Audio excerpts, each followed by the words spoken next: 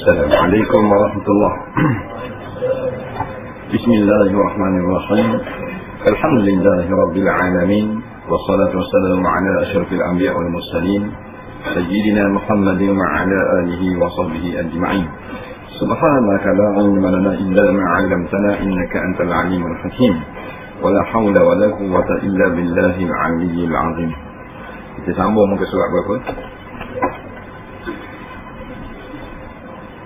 38. Kat mana? 38 fardu wudu. Baik. Qala al-mu'allif rahimahullahu ta'ala wa nafa'na wa iyyakum bi'ulumihi fid dharain amin ya rabbal alamin. Kata pengarang rahimahullahu ta'ala yang kedua, fardu wudu 6 perkara. Jadi minggu lepas kita dengar wudu maksudnya satu amal ibadat dengan membersihkan anggota-anggota yang ditentukan oleh syarak berserta dengan niat. Dia ada fardu, dia ada sunat. Maka fardu wudu 6 perkara. Fardu ni rukun lah. Rukun wudu. Setengah kitab dia kata rukun, setengah kitab dia kata fardu. Yang pertama niat. Tatkala membasuh muka lepas niat wudu adalah nawaitul wudu'a li raf'il hadatsil asghar fardan lillahi ta'ala. Ni lepas niat. Niat tu apa? Niat ni maknanya kita qasad nak melakukan sesuatu perkara. Itu niat. Maka tempat niat itu di dalam hati lah.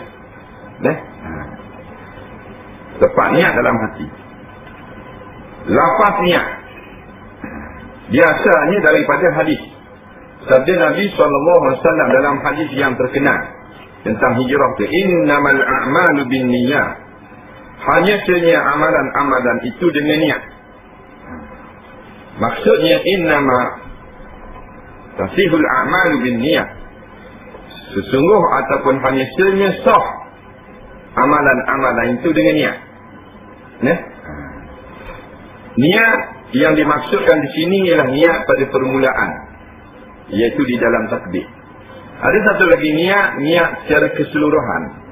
Hak ni wajib pada semua amalan. Adapun niat pada permulaan pekerjaan yang disebut oleh ulama-ulama fiqh ni tidak pada semua pekerjaan. Sebab niat di sini makna qasdu syai'in muqtarinan bi fi'li. Qasad mengerjakan sesuatu hal keadaan ni berserta dengan buat. Serta dengan takbir tu kita qasad nak mengerjakan semayang. Adapun mula-mula kita belum akad takbir tu, kita nak semayang tu wajib niat kerana Allah tu. Tu umum. Sebab ada juga yang tak wajib niat di dalam permulaan pekerjaan. Seperti kita nak tahlil. Kita ambil tasbih, kita nak tahlil 1 kali, tak wajib niat. Sahaja aku tahlil 1 kali kerana ta'ayyub. Tapi pada umumnya wajib jangan kerana lain waktu. Mesti lillahi rabbil alamin. Itu niat juga. Jadi niat yang disebut dalam kitab-kitab zakah, niat yang ditentukan pada permulaan pekerjaan. Contoh niat, lepas niat nawaitul wudu'a li raf'il hadatsil asghar fardan lillahi ta'ala.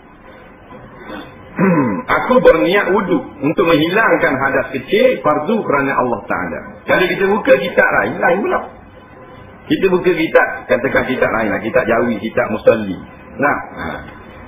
Nawaitu raf'al hadatsil asghar ataupun nawaitul wudu'a. Nampak? Fardan lillahi ta'ala. Semua ni contoh-contoh. Tidak ada suatu hadis pun yang menyebut secara jelas cara berniat di dalam sembahyang. Hak tu sepakat ulama-ulama. Sebab tu masalah niat, masalah khilafiyah. Cuma ulama buat contoh. Buat contoh. Jadi antara contoh yang terkenal cara kita nak berniat, sahaja aku mengangkat hadas yang kecil. Nawaitu rafa'al hadatsil asghar lillahi ta'ala. Satu lagi niat yang masyhur, sahaja aku mengambil wuduk kerana Allah Ta'ala atau sahaja aku berwuduk kerana Allah Ta'ala. Nampak? Jadi ini lafaz sahaja. Kalau pada mulut dia panggil at-talaffuzu bin niyyati. Hukmuhu sunnatun 'inda ba'dil ulama. Kita berlapah dengan niat. Kita tak niat hak bukan dalam hati, hak sebut mulut. Sebelum mana kita niat dia, kita sebut mulut tu nawaitu raf'al hadath atau nawaitul wudu'a. Macam semayang ke, usalli fardal isya'i, usalli fardal maghribi, sebut mulut. Itu berlapah dengan niat. Itu dah wajib. Oh tu khilaf ulama. Dah. Maknanya kalau kita tak mau kata usolli dah apa? Nah, kalau kita nak kata usolli, ada ulama kata sunat. Jadi tak payah balah. Tengok orang duduk balah bab usolli. Nah, negeri ni ambil orang duk balah usolli. Dah, mu bahan 13 hektar, aku bahan 200 hektar. Oh ni bahan 2 juta, ni bahan 40 juta. Kita duk main usolli. Nah, cuma bagi penerangan sepatutnya secara ilmiah. Benda khilafiyah. Dah.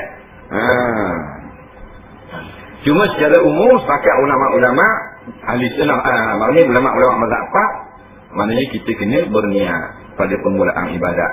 Dah. Cuma kadang-kadang bila ijtihad berlakulah khilaf. Contohnya niat di dalam takbir sembahyang. Berlaku khilaf di kalangan empat mazhab ni. Dua mazhab niat dalam takbir, dua mazhab niat sebelum takbir. Nah, sebab apa? Sebab Nabi hanya sebut innamal a'malu binniyat. Nah, kemudian dengan ijtihad maka berlakulah hasil keputusan ijtihad yang berbagai-bagai. Nah, jadi orang mazhab Syafi'i takbir dalam rakaat dalam niat dalam takbir. Nah, Allah ni takbir. Nah, mazhab lain dua lagi sebelum takbir diri tu niat hajakum sembahyang fardu maghrib makmum kerana tanda takbir ingat kebesaran Allah. Khilaf ulama. Nah, jadi dah selalu balah masalah usolli. Ataupun masalah lapah niat pada wudu. Nah, benda khilaf ulama. Yang ijma'nya kita kena melakukan apa yang Nabi buat. Yang pertama sekali ijma' empat perkara sebut dalam hadis, disebut dalam Quran, idza kuntum ila salah, bila kamu nak sembahyang, fa'silu wujuhakum. Ijma' ulama. Basuh muka. Wa aydiyakum ila al-marafiq. Tangan basuh sampai siku. Ijma' ulama. Nah, wa aydiyakum wamsahu bi ru'usikum. Kemudian sapu palamu. Ijma' ulama. Wa arjulakum ila al-ka'bain. Basuh kaki sampai ke buku lali. Habis kata ijma' ulama. Hak dua berlaku khilaf. Nampak? Jumhur ulama mengatakan wajib niat pada wudu dan menetapkan tartib sebagai satu rukun. Nah, baik. Jadi bila kita berniat tak mesti kita kata sahaja aku mengambil wudu untuk menghilangkan hadas yang kecil kerana Allah Ta'ala gitu. Nah, maknanya masa kita basuh muka tu kita sedar, kita kosak melakukan wudu tak apa dah. Dia gitu. Maknanya kita tak susung lah apa sahaja aku mengambil wudu tak apa. Dia mari tokor gitu je. Nak melakukan ibadat wudu atau melakukan kerja wudu atau nak mengambil air sembahyang atau nak menghilangkan akan hadas. Dia panggil niat lah. Contoh-contoh ulama sebut lagi tak kata, contoh saja. Yang kedua, masa muka mulai dari tumbuhnya rambut kepala sampai di bawah dagu, dari telinga kanan sampai ke telinga kiri. Basuh muka. Daripada muka ni, dah kalau panjang daripada tempat start tumbuh rambut. Tumbuh rambut di sini. Sini tumbuh rambut. Kita tengok kita kata rambut. Sini start rambut. Kita tengoklah cermin kan sini muka kita start daripada atas. Mana atas pada ni bukan muka.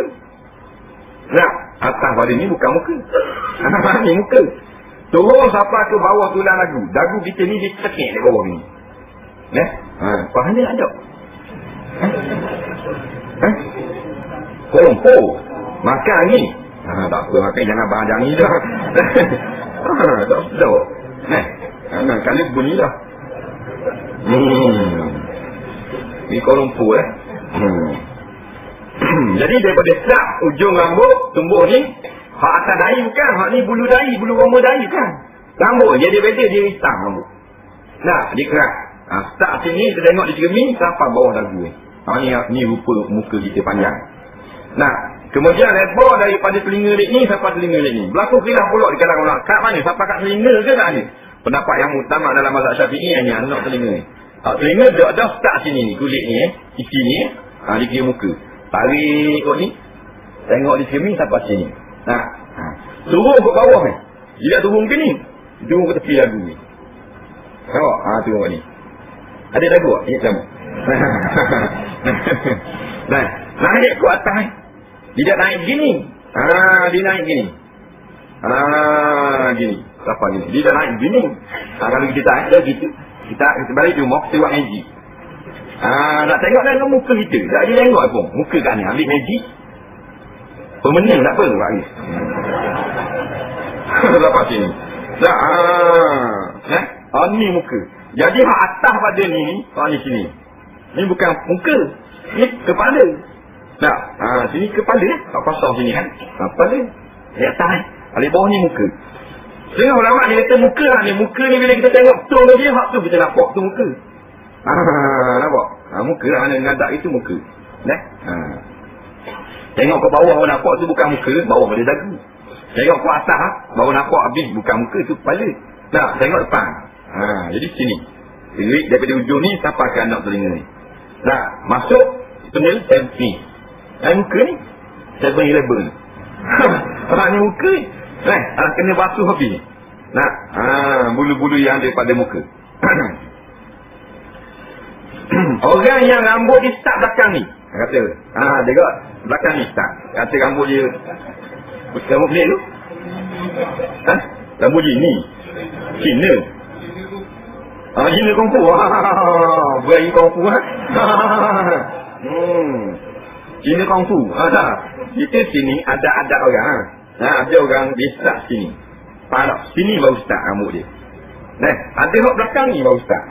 Ada hak belakang ni. Rambut dia tepi ni lagi. Peseng masing-masing tu hang buat molek kau. Dia lagi ke rambut. Dia lagi rambut lawa pun. Ada hitiat tu. Waisang pun. Rambut tak ada pun macam anyau. Ada kira rambut. Dia panggil benda rambut ni. Rambut sapatan ni baru start. Rambut suak hak dari suak. Betul? Jendu. Macam-macam. Jendu lain. Botok. Suak lah. Botok ni. Pada belakang botok. Rambut dia suak. Ni atas ni je. Biasa.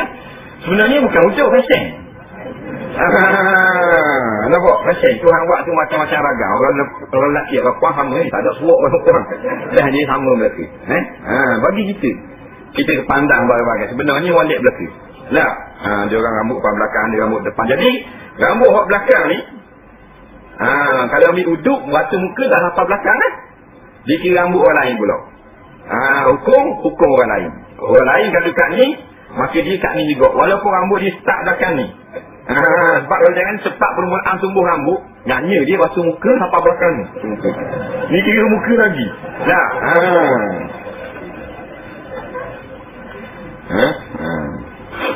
Jadi kalau dia tu rambut belakang ni rambut botok, rambut suak, kira macam orang lain ambil wuduk sampai kat ni saja.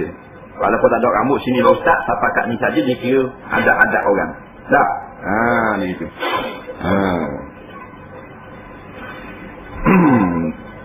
Dia suak nampak komang dipanggil kening hendok. Kalau bahasa. Tak? Kening hendok kan suak, kening hendok. Baik. Membasuh kedua tangan hingga ke siku. Mana bermula dengan jari lah. Wa aydiyakum ilal marafiq. Hujung jari tak sampai ke siku. Nampak? Hingga ke siku ni hingga melepasi siku. Dia gitu. Nampak? Bukan sampai kat siku mesti. Sehingga lebih. Sebab itulah bila kita lebih sikit daripada hak yang wajib, hukumnya wajib. Sebab apa? Bila kita basuh lebih, baru lebih pada siku, barulah yakin basuh tak terbasuh dah siku. Maka hukumnya basuh lebih menjadi wajib.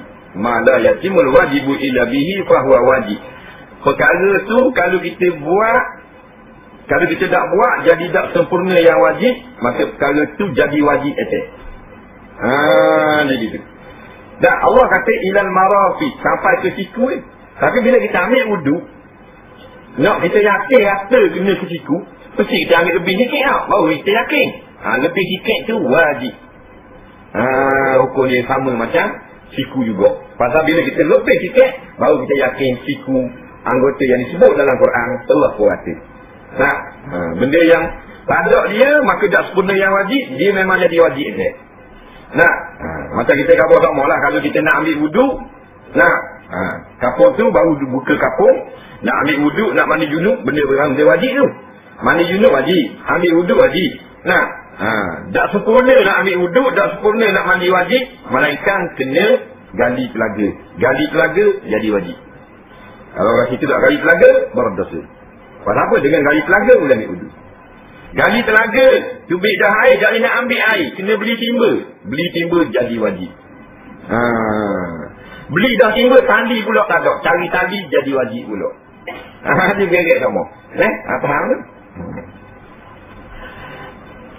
Apa-apa yang ada atas siku, atas lengan, kena buang belaka. Getah ke lilin ke, sisi ikan, secak ke, kotoran ke. Kuku kita ni, jenis kuku hak terbuka. Ingat kuku, kalau sampai ke hujung daging ni, kita potong sampai lagi tu sunnah. Kita potong kuku sampai ke hujung daging tu. Maknanya, seerah dengan cepat nak terbuka, dia kuku ni, hak ni lekat di daging. Lepas tu lebih tu dah lekat lah hak lebih tu. Kita buang hak lebih tu sunnah. Kemudian kalau dia ada lebih, hukumnya harus. Sunatnya biar sambil lagi. Tapi kalau dia lebih sikit, nampak putih sikit, hukumnya harus. Kalau maknanya panjang daripada jari kita, panjang pada jari kuku, makruh. Jari kita ni, kalau tengok gini, lebih pada jari. Faham lagi? Kalau tengok gini, lebih kuku pada jari, makruh.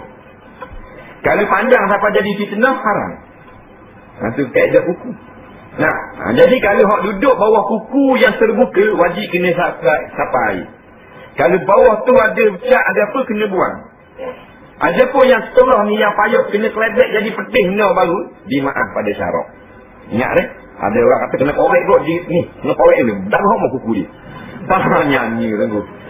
Nyanyi orang ustaz ni.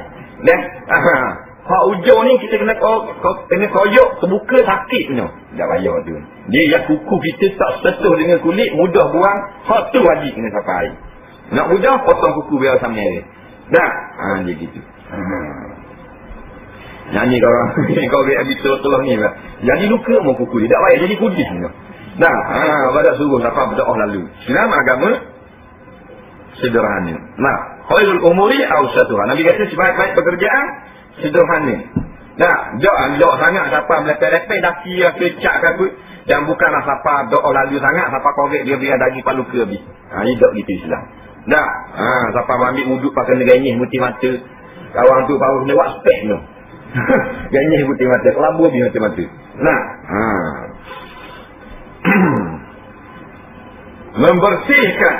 Membasuhkan sebahagian rambut kepala. Kalau ada rambut, maka kita basuh rambut padang dah. Syaratnya rambut kepala. Kalau rambut tu bukan kepala tak boleh. Mana rambut bukan kepala? Rambut yang lepas daripada bawah hak kepala. Ni anak telinga kita, tarik kau ni muka, bawah ni. Rambut kat sekber ni, tali tudung ni. Dibasuh rambut ni saja. Tak boleh. Tak boleh. Kena rambut hak atas kepala. Yang ambil air basuh rambut kat kepala. Tak kena kulit kepala pasal rambut dia tebal. Sukunya sah tu. Orang kalau rambut panjang, hak bahagian muka sini jangan selok buah atas telinga. Tak sah ambil uduk. Ramai orang rambut hak atas kepala tak apalah. Rambut hak dalam muka ni dia pergi selok buah atas telinga gitu. Lepas tu dia basuh muka. Bulu ni bulu muka ni. Duk kat pipi dah. Dia pergi akak buah atas telinga, tak kena air ketika basuh muka, tak sah uduk. Sebab muka dia kena rata segala kulit, segala bulu-bulu muka termasuk rambut hak duduk bawah pada hak kepala, kat pipi, kat sini ni. Dia pun satu kepala tak apa, mana-mana rambut tak apa. Nak buat kat ni boleh, kat ni boleh, kat ni boleh, depan ni boleh. Cuma sunnahnya, akmalnya cuti kepala basuh. Sekurang-kurang sunnah 1/4 kepala. Kepala kita ni ada 4 bahagian. Satu bahagian besar tapak tangan. Kita ambil tapak tangan kita tubuh gini. Tubuh kat ni pula tepi ni. Tubuh kat ni. Tinggal di belakang bukan ni. 4 tapak tangan kepala kita. 4 tapak tangan suti kepala. Kalau kita ukur 4 tapak tangan lebih lagi banyak, tu alien. Faham tak? Dia biasa 4 tapak tangan. Jadi Nabi ambil sekurang-kurangnya 1 tapak tangan. Nampak? 1 tapak tangan dia panggil hubung-hubung. Jadi kalau kita colek sikit tak apa, tu segi pekoh. Pekoh kata colek sikit apa okey. Salah. Tu pekoh. Sekurang-kurang sah. Tapi kita ambil lah sunnah. Sunnah sekurang-kurangnya hubung-hubung suti tapak 1 tapak tangan. Buh tadi. Dia gitu. Kalau basuh suci kepala pun tak apa. Basuh dengan rambut-rambut lagi bagus. Takut sejil-sejil lah di rumah lain. Tak, kita boleh buang sikit air. Membasuh kedua belah kaki. Kedua belah kaki. Orang yang ada dua belah kaki. Orang ada sebelah, basuh sebelah. Dan orang sebelah lagi kaki kayu, kaki palsu. Gua ni pula.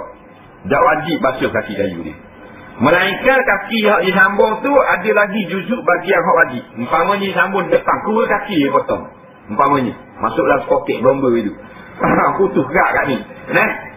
Jadi buku lagi yang jadi wajib basuh lagi. Tapi kalau potong atas, nampak? Potong sampai kat putih ni. Kecil manis. Maka setengah ulama kata sunat dia basuh lalukan air pada bahagian kaki palsu tu. Sunat sahaja. Tak menjadi kaki dia dah. Bukan kaki dia.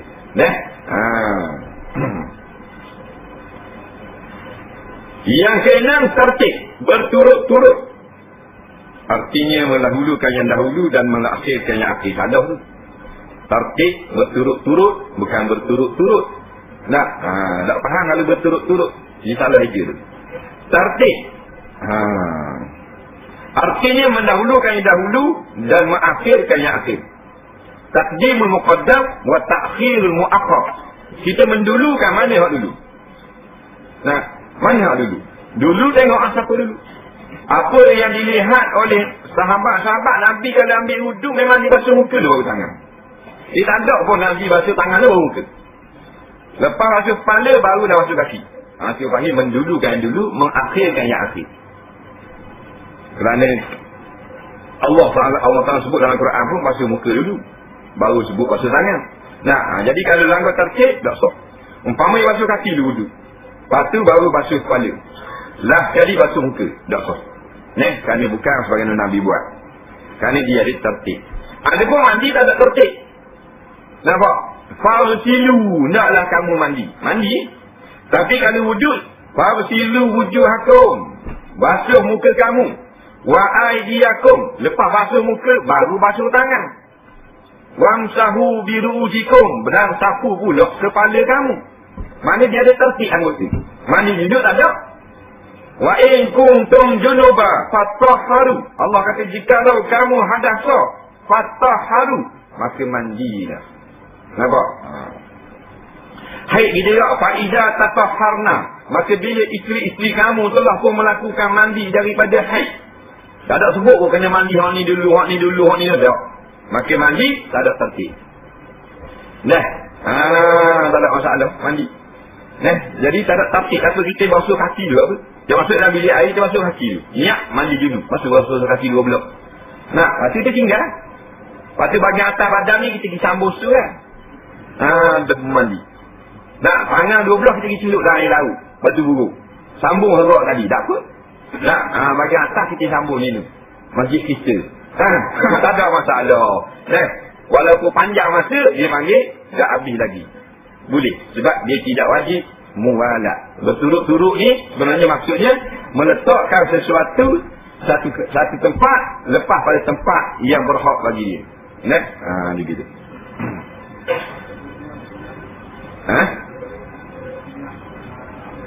Ini minyak ismail, tujuh orang sungai. Duduk lesam. Duduk mana rumah? Rumah mana? Mana? Patut nak tujuh orang sungai. Syekh tanya dia kata kalau kita niat ambil wuduk, tujuh orang sungai. Lepas tu kata habis kan? Tak sah. Pasal dia niat dulu.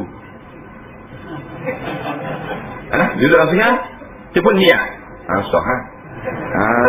Pasal dia kata niat duduk dia baru terjun. Tak. Yang pilih biru semua tu apa?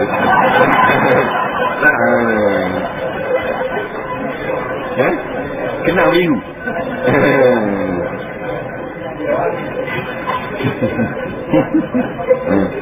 Tak ada jimat mu jadi mati. Jadi kalau kita menyelam, pasal apa? Tertib itu boleh diterima dalam masa beberapa second je. Tak mesti satu second, satu saat. Dalam satu saat dia boleh terjadi tertib. Kalau kita ambil wudu.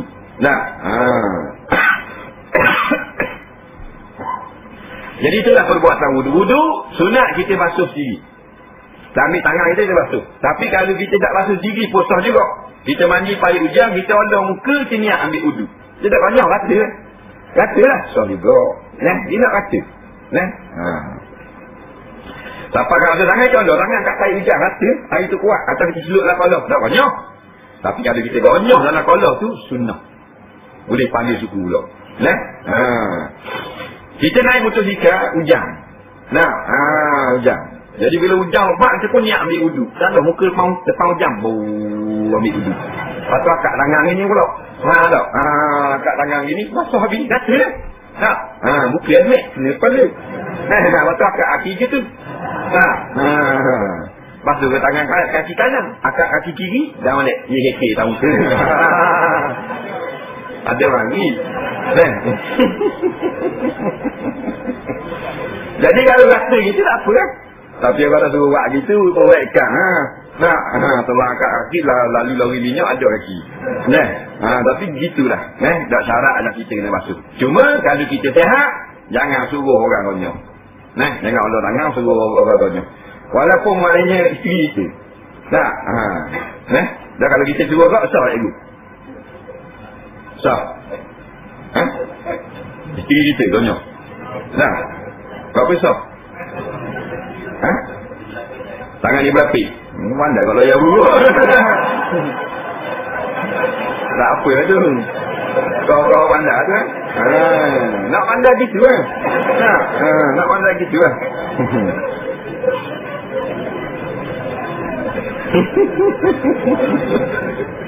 Aduh lah. Jadi kalau lagi kita segar, jangan suruh. Sebab apa? Rasulullah tak suruh orang konyol. Rasulullah hanya sahabat dulu tuan. Tuan Nabi pun ambil uji. Orang tukar tuan. Zaman Nabi mana ada pahit dah kita. Dia pakai kendi besar. Tukar tuan mana lah. Nabi Allah tangan. Jangan Allah gitu. Suruh orang konyol. Jadi macam raja. Macam orang besar, Tuhan tak suka gitu. Melainkan kita sakit. Kalau kita sakit, wajib kita kena suruh orang. Tak suruh, berdosa kita. Bila kita suruh, dia tak boleh. Dia nak upah. Wajib kena upah. Kalau ada fikir dalam bank 100,000, kena terus sampai habis. Bayar upah orang untuk buat benda wajib. Katakan dia ambil, dia minta 5 riyal hari lah. Bagi ambil uduk. 5 riyal hari dah dia nak. Hari haji. Wajib kita bayar. Habis fikir tak ada fikir. Maka wajib Baitul Mal kena keluar belanja untuk upah orang ambil uduk. Pasal orang ni tak boleh ambil uduk sakit. Tak ada Baitul Mal, wajib atas orang kaya dalam negeri tu. Kena keluar fikir. Tak keluar, berdosa lagi. Itu kaedah syarak. Ni tak mayang-mayang terus orang dia ada. Pakai tak semayang terus. Terus kata sakit nak upah orang, tak semayang terus. Belakang-belakang. Orang bak maghrib, dia baru nak ada misuk. Boleh ada duduk di jalan. Tamu ni pakai kedai habis kurang. Syarat wudu. Syarat wudu ialah orang Islam. Orang kafir ambil tak sah. Yang kedua, memayis. Orang yang dapat membezakan baik dan buruk suatu pekerjaan. Orang kafir ambil wudu, diikut orang Islam ambil tek, tak sah. Nampak? Kerana wudu satu perkara yang berhajat kepada niat. Maka niat orang kafir tak sah. Nampak?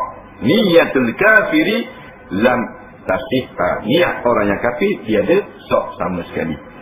Kalau perkara tu tidak berhajat kepada niat, orang kafir buat sah. Contoh mandi mayat. Mandi mayat tak wajib niat itu. Maka orang kafir mandi sah. Mayat orang Islam. Jadi turut orang mandi tak ada pergi, situ tak ada pergi, kapur libur tak ada pergi, habis dah. Dibalik tengok orang kafir tolong mandi mayat ayah dia. Just Bush. Faham tak umpamanya? Mari ni helikopter. Tapi rasa lain. So. Pasal apa? Pasal mandi mayat, tak syarat, kena niat.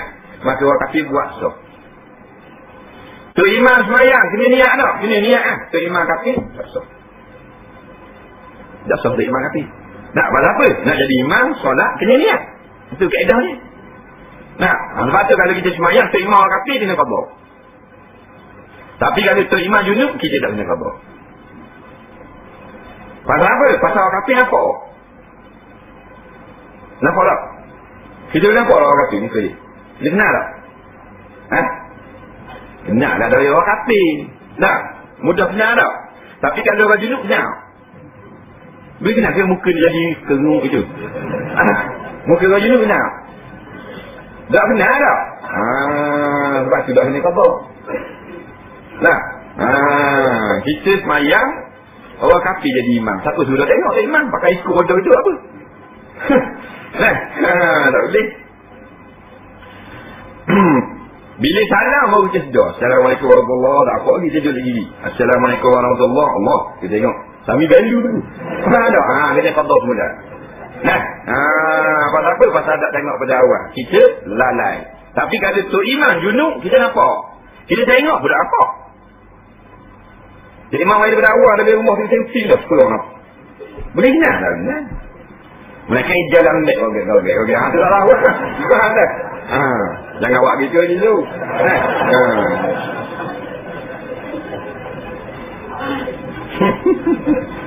Junub tak nampak. Bila tak nampak, syarat tidak membebankan umat ni nak cek gitu semua siapa nak tanya tau. Nanya kalau tanya. Siapa kat itu juga? Junub tak? Imam sedap. Makan dah kan? Nyanyi lah. Jadi malu tu imam. Siang lah kerja. Jadi bila tu imam lepas solat, lepas salam dia baru ingat junub. Tak payah qada. Siapa tu imam ni qada lah? Makmum tak payah. Tapi kalau tu imam gila, makmum kena qada, tu imam tak payah qada. Qada mana tu imam gila? Ni gitu kaedah. Tapi kalau tu imam junub, makmum tak payah qada, tu imam kena qada. Tapi tak payah khabar lagi tu. Lain kali kalau berlaku gitu. Kau awak rumah kau. Lagi ke tu imam. Ini bodoh. Awak rumah. Pengumuman sebenarnya saya tadi tak mandi junub lepas jimat. Dan awak kata itu. Ada jimat nak sorok. Jangan khabar lah. Buat bodoh gitu lah. Buat kerak asal balik. Orang pula tahu apa kat gelap bau lagi. Dia gitu. Tolong ajar.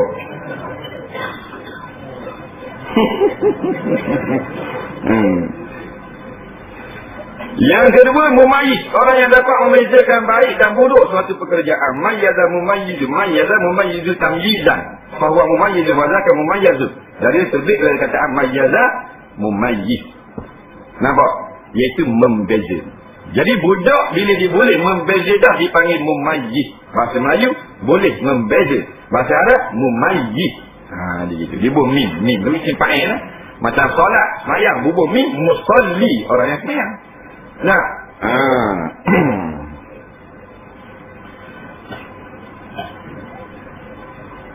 Jadi dalam kitab-kitab Jawi kadang-kadang dia buat umur 7 tahun. Yang sebenarnya tidak syarat 7 tahun. Ghalib lah 7 tahun. Kalau budak ni pandai membezakan dah umur 5 tahun mumayyiz. Bila mumayyiz mayang sah. Bila mumayyiz wuduk sah. Bila mumayyiz puasa sah. Bila mumayyiz umrah sah. Bila tak mumayyiz tak sah. Membeza apa? Membeza yang baik dan buruk. Baik dan buruk benda hak kerjaan dunia. Mana kecil budak-budak, baik buruk dah kiri. Benda-benda yang mudah di dalam rumah. Contoh makanan dengan kotoran. Apa tahu dah ambil dah, ambil bersih. Lagi makan minum boleh bubuh sendiri. Ada budak 4 tahun dia pergi ambil nasi sendiri, bubuh lauk, bubuh belacang, bubuh apa. Dia ambil air sendiri dalam peti. Duduk makan. Tumpah hanya tu pasal budak-budak. Dipanggil mumayyiz. Ada budak dah reti bubuh makanan dah reti. Lagi mumayyiz dia malu. Dia panjang lah. Dia budak. Dia umur baru 4 tahun. Tapi dia tubik bilik air pakai kain tuala. Mumayyiz itu. Abangnya 6 tahun. Tubik panjang ni. Siap disko depan TV. Faham tak? Dia tak mumayyiz kan. Pasal apa? Tak boleh nak membeza antara rasa segang tau. Adik 4 tahun. 4 tahun tu nak tubik. Tak ingat bawa tuala, tak tubik. Kata gua mana tak tubik Okey, nak busuk. Tak ingat bawa tuala mu. Mak yang minta lah baru dia pakai. Tak lalu panjang lepas orang. Tu mumayyiz. Ada beza tak? Tapi tak tentu tak mesti 7 tahun. Kadang 5 tahun. Kadang 4 tahun. Mumayyiz. Main tubik wadah tu telanjang itu. Tu memang tak mumayyiz. Kalau cakap tantang tubik itu balik awal. Boleh atas kita. Jadi bila mumayyiz walaupun 4 tahun, 5 tahun, 6 tahun, 7 tahun, Tak balik lagi. Dia ambil wuduk sah. Dia semayang sah. Tak semayang, tak dosa. Semayang sah. Nah, dah pahala boleh ibu apa? Dia apa dapat? Dia tak ada taklid syarak. Pasal apa nak taklid syarak? Dia kena balik sampai umur 7 tahun bukan balik. Nampak?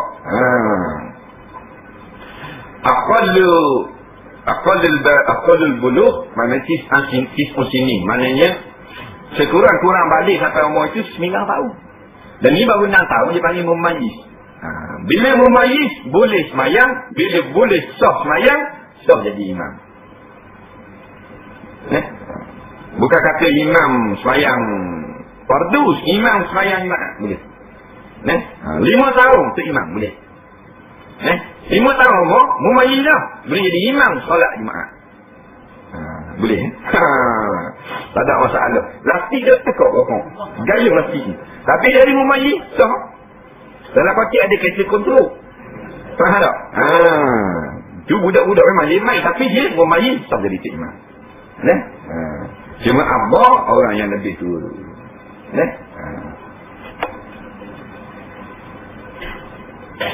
Bini jadi orang dewasa pula jadi tak mumayyiz. Tengok budak puan ni pakai baju. Nak? Tengok pakai luar. Tengok. Gaji tengok. Gaji ni maknanya bagus. Itu dah buat sama kan. Gaji. Rajin malam ni jarang tengok. Rajin ni berani tengok. Pakai luar neleh apa jadi gitu budak puan. Bodoh. Macam bila orang nak pakai gitu. Gitu pakai di rumah lah. Di rumah tak apa lah. Tak akan luar tu tak apa. Duduk goreng. Faham tak? Ada rumah tak ada orang tengok. Ni luar. Allah. Siang ke mak je dia. Daripada kecil bedong. Belah mulut. Dengar semua. Bukan belah dengan sepoket rezek. Belah mulut. Bayar besar jadi kita pasal apa? Nabi kata fa'abawani hawidani au yunasirani au yumajjisani. Ibu bapa yang membiarkan anak dia tak beri tarbiyah Islamiah, siapa jadi telanjang itu. Ibu bapa. Baju buka kah? Baju tu nek baju buka macam nek badminton. Ni buat baju boleh tak puan. Kalau kata umur 88 tak ke? 18. Nampak baju dalam berali dalam boleh nampak saya 38 nampak. Nampak rayam tu dia. Jangan ni naik motor hika depan Palayak Ramah dekat traffic light pula dalam Bandung berat anu. Kita dah ingat orang cerita. Orang cerita. Semua nak kena aku dah leh.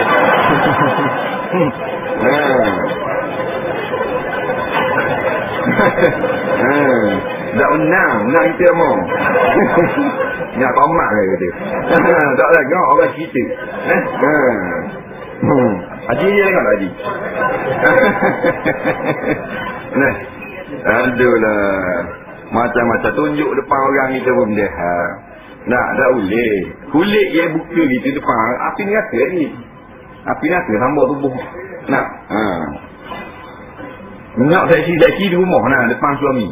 Depan suami dok pula. Dok pakai tudung duduk atas rambut tengok suami balik jauh ambil tudung bocah kepala dah apa dah. Banyak orang lain lalu pos main telekom apa semua orang pergi mari mudah pakai tudung. Tengok tu laki jauh berduduk rapat cari tudung. Nak tipu suami. Betul tak? Nak tipu suami. Nak bong tu laki ni. Duk laki kat bodoh-bodoh pergi cari makan darah bagi hutang. Kena lebong di sini. Duk laki tak ada tudung sekarang jemur kain. Beli kuih ke-100 bagi lagi. Orang jual kuih bagi. Orang bayar masuk kampung ni. Masuk kampung kan jual kuih masuk kampung. Jual ikan masuk dalam kampung ke-100 ni. Dalam kampung ada lagi ke-100 beli kuih. Dia bonyok je. Pasal puas hati pakai kuih. Aduh no. Depan suami nak seksi. Depan orang lain tak boleh. Depan abang kita tak ni.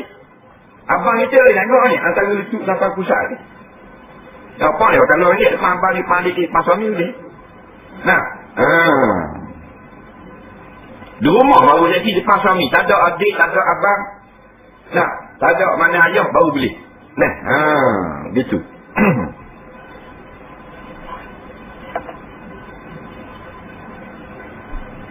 Yang ketiga, tidak berhadap. So, kita kata wallahu a'lam. Kita ada banyak soalan.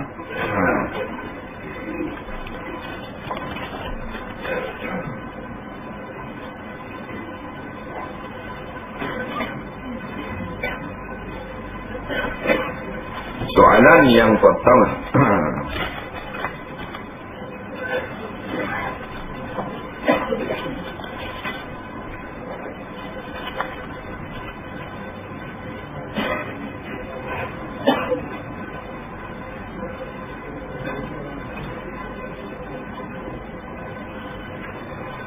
Saya ada beberapa soalan. Selain mandi wajib, ada tak cara lain untuk mengangkat hadas so? Ada lagi, cikgu. Dia nak mandi wajib, tapi tak mau mandi. Dia ada hadas so, dia nak angkat hadas tapi tak mau dengan mandi wajib. Cara mana ni? Ada cara tak? Ada lagi cara? Tayamum bukan angkat hadas. Tayamum menghalukan semayang. Nama istibahatus solah. Bukan angkat hadas. Maknanya satu perkara yang amrun iktibariyum dengan sebab perintah Nabi kita pun buat, boleh menghalukan semayang, asalnya tak boleh. Dari segi sisi mazhab Syafi'i, mazhab lain kata angkat hadas. Jadi dengan melakukan mandi saja. Sama ada kita mandi hadas sok, mandi yang wajib, mandi fardu. Apakah hukum mengambil wuduk di dalam tandas? Jawabnya sah. Boleh. Masalahnya bukan mengambil wuduk, masalahnya membaca zikir di dalam tandas. Membaca zikir dilarang di dalam tandas. Nampak? Kalau tandas tu ada Nabi. Ustaz, kampung saya khabar bahawa sembahyang sunat adalah haram kerana melambatkan qada. Adakah benar? Ya, benar, mengikut satu pendapat. Ini pendapat yang masyhur di sisi jumhur ulama. Barang siapa yang ada hutang yang fardu, maka dia haram ke atasnya mengerjakan solat-solat sunat. Melainkan dikerjakan dulu sembahyang, bayar hutang dulu. Atas hadis yang kita baca sama, qadainullahi ahaqqu an yaqda. Hutang Allah tak ada, hutang fardu tu terdahulu, mustahak membayar dulu. Dia gitu. Macamlah kalau kita berpinjam dengan orang duit, Nabi galakkan kita bila kita bayar beri hadiah. Dia pinjam 1,000, kita bayar lagi 1,200. Contohlah atas 1,100, faham? Bukan janji asal jadi riba pula. Sebagai membalas budi. Tiba-tiba kita nak bayar 1,000 tu, kita biar 100 tu. Malu hak tuan dia. 1,000 tak wih, biar 100 aja. Malu hak tuan dia. Bukan memang PT tu tak laku. Mana bukan sembahyang tidak sah. Tapi oleh kerana hak sepatutnya buat, tak buat lagi. Dia gitu. Soalan seterusnya. Bolehkah 2 ekor lembu korban sama harga dagingnya dicampur dan dibahagi 14? Jawabnya, jikalau tidak darurat tak boleh. Nampak? Sebab daging lembu ni kita beli suku-suku tu orang. Kita beli yang ni, kita akad jual beli, kita beli daging kita. Kita beli lembu ni akad lagi dia. Melainkan bila ramah tak boleh nak pisah. Tak boleh nak suku-sukukan. Baru dia akadkan hukum harus, hukum tak boleh. Jadi boleh. Al-umuru idha dhaqat ittasa'a. Ada kaedah pula. Bila tak ada payah dah kita nak tentukan makna. Boleh dah capu ramah itu, maka darurahnya dibenarkanlah capu aduk lagu tu. Tapi kalau hak 2 ekor, tak boleh nak buat lah. Jadi lembu kita, buat tujuh. Lembu dia. Hak milik kita. Hak kita, baru kita jadi hak kita. Baru kita sedekah. Melainkan lembu duduk di Kemboja, lembu Mekah, kita kirim duit wakil ke orang sembelih, itu lain. Bukan lembu tepat. Soalan seterusnya.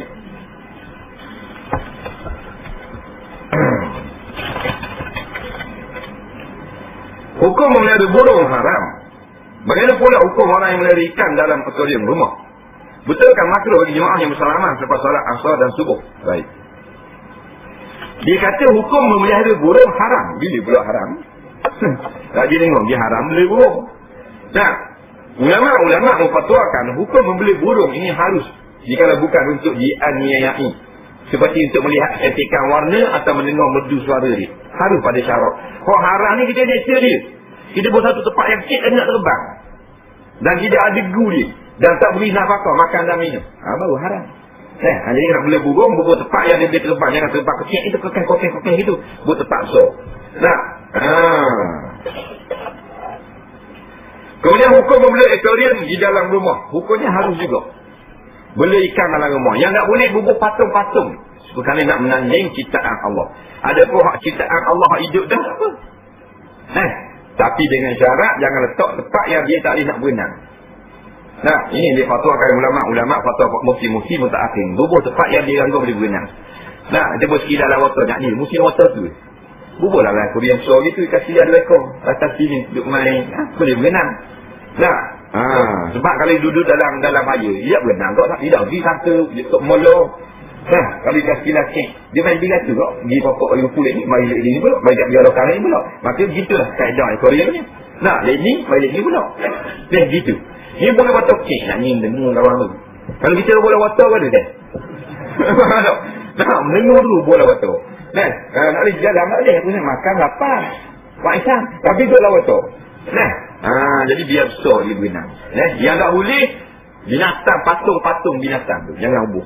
Bakar limau, bakar gajah, bola rumah. Jangan. Benda hidup apa?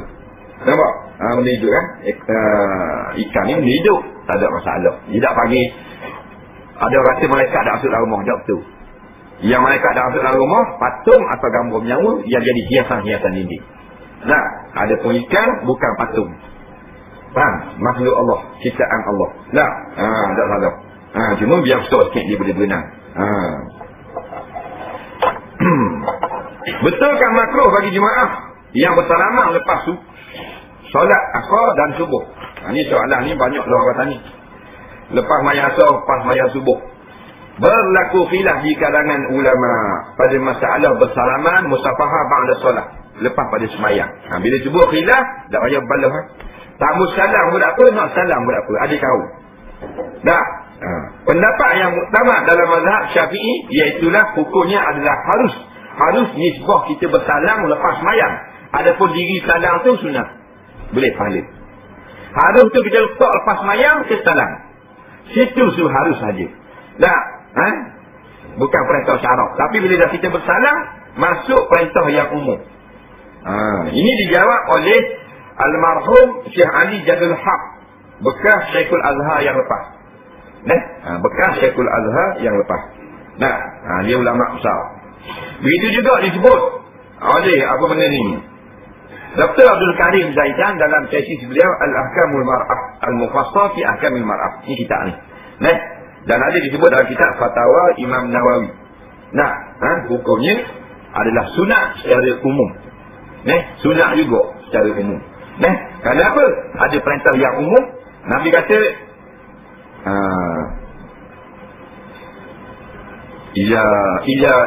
ma min muslimaini yaltaqiyani.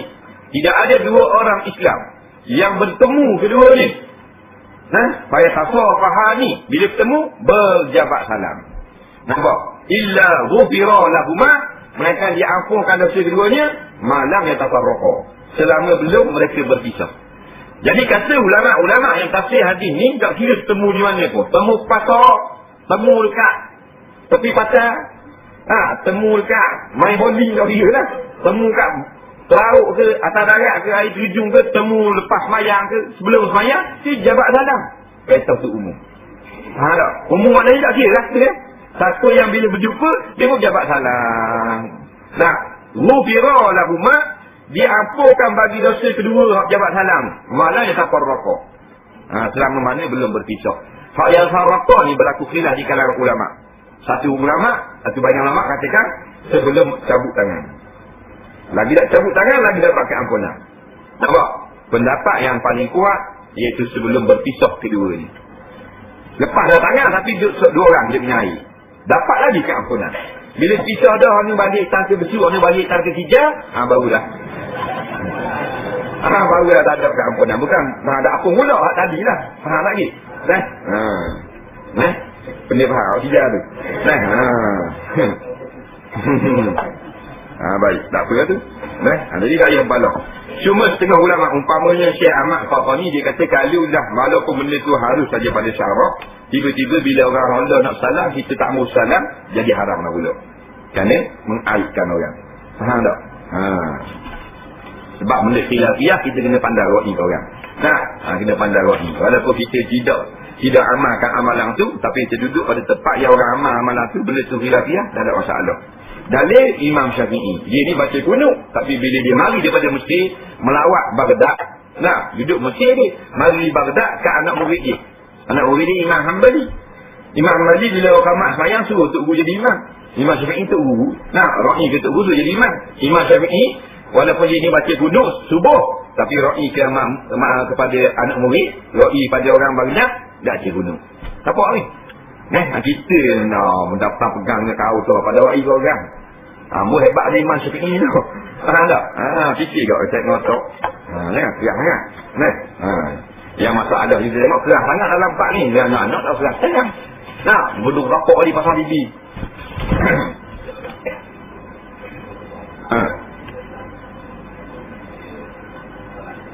Lepas tu? Tidak digalakkan. Kerana dia menarik perhatian orang daripada khutbah. Nampak? Sebab tu setengah ulama kata jangan wi salam. Masa siapa di masjid. Orang tengah dengar khutbah jangan. Assalamualaikum. Tengok. Hari kejut orang. Walaupun benda tu baik tak? Kena pandang-pandang. Baik. Boleh tak Ustaz terangkan kedudukan seorang suami yang mencerai isterinya dengan talak 3 sekaligus? Adakah jatuh talak 3 itu atau jatuh 1 talak saja? Jumhur ulama mazhab Syafi'i, Maliki, Hanafi dan Hanbali jatuh 3. Nampak? Jatuh 3. Aku cerai akan kamu dengan 3 talak. Jatuh 3. Ini pendapat yang utama mazhab Syafi'i, Hanafi, Maliki, Hanbali. 4 mazhab. Yang kata jatuh 1 tu mazhab lain. Jadi kita jawab ni hak jumhur ulama. Dulu cerai ada 2 kali. Ni ada seri. Cerai pula. Dulu cerai. Rojak. Ni cerai pula mana ni? 3 juga. Ni yang ditanya sekali ku. Aku cerai akan jika dengan 3 tolak. Wahai isteri yang sangat ku cintai. Umpamanya. Cinta tapi faham 3 tolak. Hukumnya jatuh 3 tolak. Dan kalau kurang, walau lak je, jatuh 3 juga. Aku cerai akan jika dengan 3 tolak 1. 2. Dia 3 tolak 1 kan 2. Pasal dia ni suami dia guru matematik. Pasal gila nombor.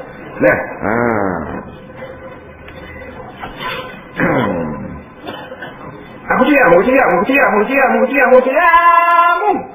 Nak marah sangat ada. 5 kali jatuh apa? Jatuh 1 saja. Sebab bukan maksud 3. Maksudnya tapi dia taukid. Ulang. Macam batu ngubah batu ngubah dah lama ubah tak lagi. Lagi pasal tengok orang jaget. Tengok bah tu bi. Kawan tu bilang sembilan. Sutil. Kau ni mau sebut sembilan tu sembilan. Sutil. Ni dia juga aku kira. Pak Haji pun. Pasal dia ni dia banyak sebut 3 Pak Haji tau.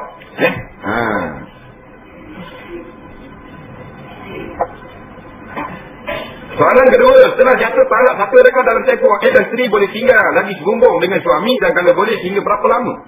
Harap dapat terangkan. Memang nak terang. Kata awak ni tak ada ni. Ni ada 10 lagi.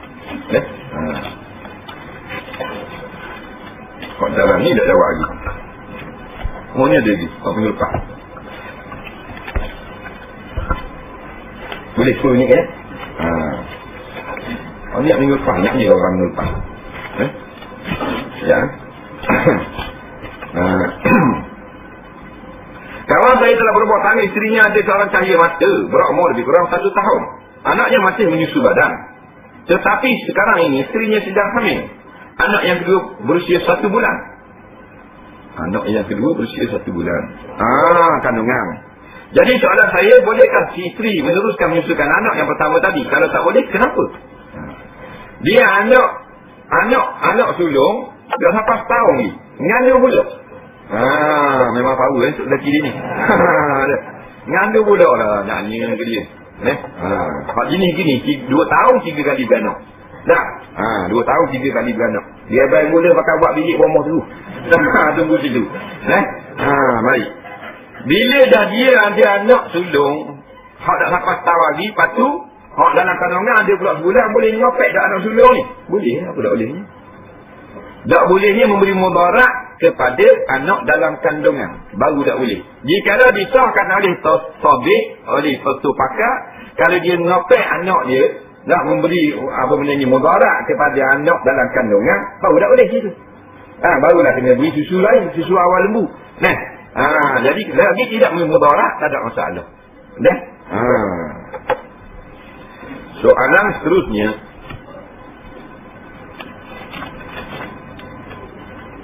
boleh ke tak kita tiru dalam periksa? Sebab sebagai contoh SPM, kalau kita tiru tak, kita boleh kerja lagi. Halal ke tak gaji seguanya? Jawabnya tidak berkat. Tidak berkat. Sebab kita ni tidaklah pandai sungguh, kita lebong. Macam ada cerita berlaku penipuan, tapi bukan tipu tu. Ada seolah-olah satu huruf di situ. Yang kita ni tidak layak, tapi kita menggunakan kerja yang kita layak. Walaupun kita buat kerja betul, ikhlas, tidak ada keberkatan. Tidak ada keberkatan. Soalan seterusnya,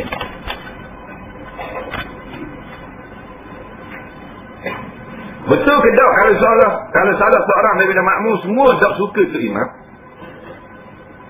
Makmum semayang tak suka tu imam, yang mengimamkan solat satu jemaah tidak sah. Betul ke tak kalau salah seorang daripada makmum semayang tak suka tu imam, yang mengimamkan solat satu jemaah tidak sah? Ya ke tak? Jawabnya tak betul. Dia kata seorang yang makmum tak suka tu imam tu tak sah jemaah. Ambil mana? Ini rekaan semata-mata. Drama sosial. Yang adanya, janganlah imam itu dibenci, tidak disukai oleh majoriti jemaah. Dan kebencian itu adalah benar pada syarak. Jangan kebencian itu nafsu semata-mata. Kalau nafsu semata-mata, tak ada masalah. Satu jemaah tak suka belaka tu imam. Pasal tu imam tu dia tu. Jemaah ni kaki karuk belaka. Dia suka tu imam tu, tidak memberi kesan. Yang memberi kesan ini jemaah ramai yang tidak suka kepada imam itu, tapi tepat tidak suka tu memang benar pada syarak. Umpamanya bacaan dia tak berapa comel, jadi ramai orang tak suka, maka tak boleh. Imam lagu ni tak diterima semayang. Bukan tak sah jemaah lain. Tak kena dengan tak sah jemaah. Semayang pahala tu imam tak dapat pahala semayang. Tetapi kalau 2-3 orang saja ulama, hak lain tak ada apa, 2-3 orang ulama pertikan, tak si juga pasal dia ulama. Dia gitu. Kalau orang biasa, dia kena majoriti. Dia gitu. Jangan tak suka sekali nafsu. Bapa dia tanya. Bapa ni kenapa lah? Kenapa? Kerana bapa tu Kuala Lumpur. Bapa, bahasa Kuala Lumpur. Bapa, kenapa setengah remaja zaman sekarang ramai hot jeng? Jeng ni ada rosak lah. Kalau tengok orang perempuan ni, pakaian sungguh menyedihkan. Bukan menyedihkan, menyeramkan. Tak ada macam pula jeng kering. Jeng kering pula. Balik awal tu, bapa jadi gini. Jawabnya, semua bertanggungjawab. Ibu bapa, kerajaan dan tempat-tempat yang di mana mereka ini berhubungan dengan budak-budak. Umpamanya sekolah, madrasah. Daripada rumah, dalam rumah, ibu bapa bertanggungjawab beri tarbiyah. Keluar pada rumah pergi sekolah. Di sekolah ibu bapa kena cikgu-cikgu kena tarbiyah pula. Dia tendang cikgu-cikgu pula. Di luar pada sekolah, luar pada rumah, kerajaan bertanggungjawab. Semua akan ditanya di akhirat nanti. Dalam rumah sama ada tubik luar pula, kerajaan pula galak dengan joget, dengan disko, dengan apa, penuh jahannam budak-budak. Luar molek dah, boleh buat dah kerajaan Islam sama Melaka dah. Mak ayah pula dah ajar, dah semayang pula anak. Jadi masalah ni daripada ibu bapa yang paling utama. Kerana dia datang daripada rumah dulu. Tak terbit luar lagi, dalam rumah. Waktu kita didik, biar dari kecil. Bila kita didik dengan agama, bila dia lara pun dia ada kot sikit agama. Dia tinggal kot sikit. Tapi kalau tak ada agama, dia tak ada terus. Kita beri agama banyak dah. Dia kadang-kadang budak macam ni kalau agama kau ni lara tak. Tapi dia ada kot agama. Pasal kita beri agama. Walaupun kita beri 10, katakan nak kat 10, tinggal 3. Tak berilah tu, kosong, hilik ada apa. Dia gitu. Soalan seterusnya.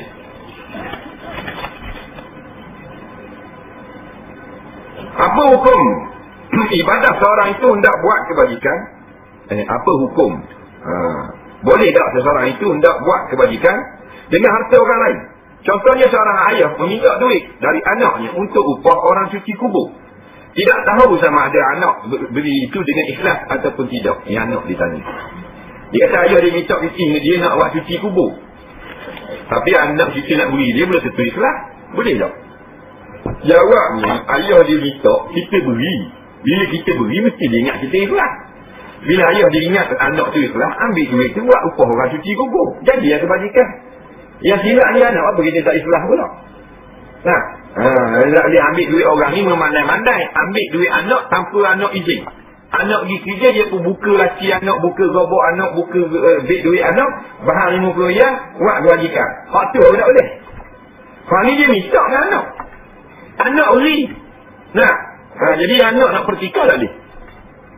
Sebab ayah tu ambil husnuzan ni, duk suka anak tu beri dengan baik.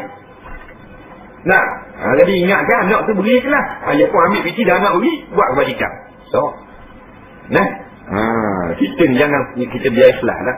Kalau kita rasa kita nak pakai duit, tak apa nak pakai duit. Dia senang gitu. Ni tak, kita saja jadi berlakon, kita berlakon. Kita tak beri ke ayah. Beri juga, biarlah buat ikat ayah. Tidak beri, jangan buat gitu.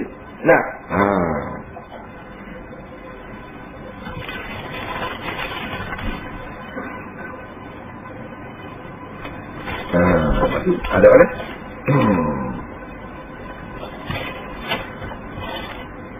Setelah jatuh talak, adakah boleh dalam tempoh isteri boleh tinggal lagi sebumbung dengan suami? Berapa lama boleh tinggal? Ini soalan terakhir mana ni? Baik, tak ingat baca tadi. Pak ni tanya kuliah maghrib jadual, tanya dengan Cik Mak ambil VCD. Dia kata bila bercerai, boleh tak tinggal sebumbung? Boleh tak tinggal sebumbung. Janganlah balik di rumah mak, jangan balik rumah ayah. Jangan dilari. Allah kata fala tukhrijuhunna min buyutihinna wala yakhrujna. Bila kamu menceraikan isteri kamu, jangan kamu keluarkan isteri kamu tu daripada rumah. Jangan duduk. Jangan duduk situ. Faham? Dan wala yakhrujna, isteri pun jangan keluar daripada situ. Bila habis ada balik dah. Faham tak? Kita ni bila cakap tendang tu. Dia berambuh bawa mu balik mula. Lepas mu boleh bati, nyembang tu bini, dia remah situ. Tak punya. Sebab bila kita balik, dia akan payah nak jadi rojak. Tu Allah Ta'ala dia cipta, dia tahu. Maka tu buang ayat ni. Kalau aku tukhrijuhunna min buyutihinna wala yakhrujna. Bila kamu cerai isteri kamu, dia duduk situ. Nampak? Cuma tak boleh kita nak berseronok-seronok lagi cikgu. Nak jamuh aku, nak basak mu, nak petik mu, tak boleh. Tak boleh. Suku-suku kan. Rojak.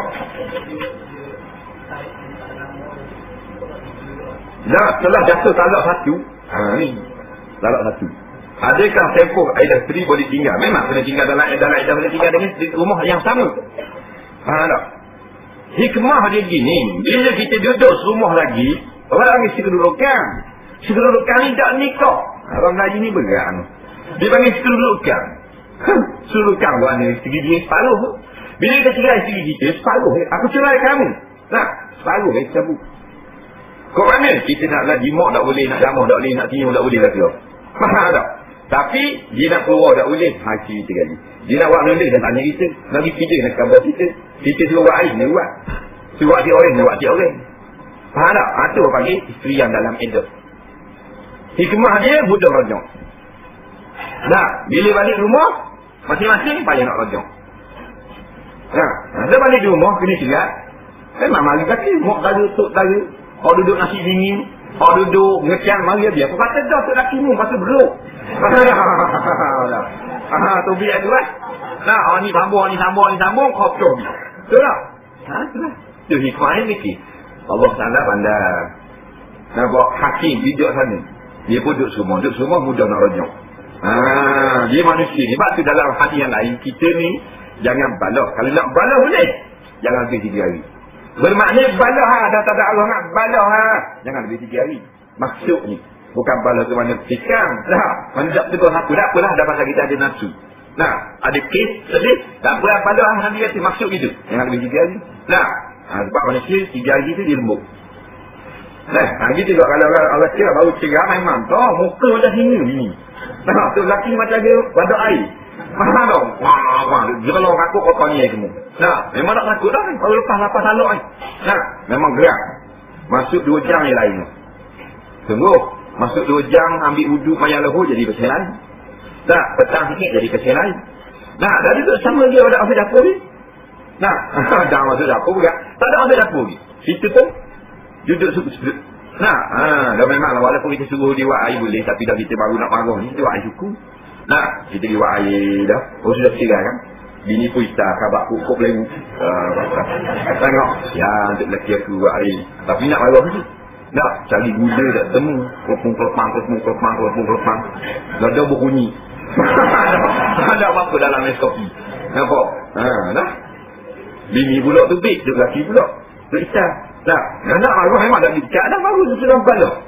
Tu lelaki dia orang tamu dengar kekeh, pilih air. Mandi pula matang. Jadi buah tu nak marah. Jadi main tubik masuk gitu. Jadi lain macam lama-lama jadi lembut. Malah kadang pula kita nak mandi, tengok dia duduk jalan. Mandi ke benda? Okey. Dia ada buah gitu. Dia ada kendor. Bini kita pun dah nak tubik kain tuan tu sakut di kaset itu. Tubik bini saja, kain tak ada. Kita pun aku rojak kamu selalu. Dia. Itulah itu hikmahnya wallahu a'lam. Bismillahirrahmanirrahim. Allahumma fa'alna bima 'allamtana wa 'allimna bima yanfa'una rabbana zidna 'ilma rabbana atina fid dunya hasanah fil akhirati hasanah wa qina 'adzabannar. Wa sallallahu sayyidina Muhammadin wa ala alihi wa sahbihi wasallam. Walhamdulillahirabbil alamin. Assalamu alaikum warahmatullahi